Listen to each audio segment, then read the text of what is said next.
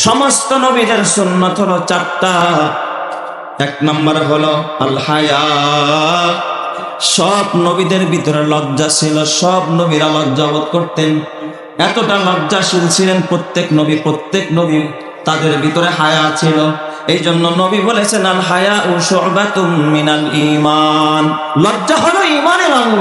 যার লজ্জা যত বেশি তার ঈমান তত মজবুত, যার লজ্জা যত নাই, নির্লজ্জ যে, তার ঈমান নাই। ঠিক না? ঠিক বলে।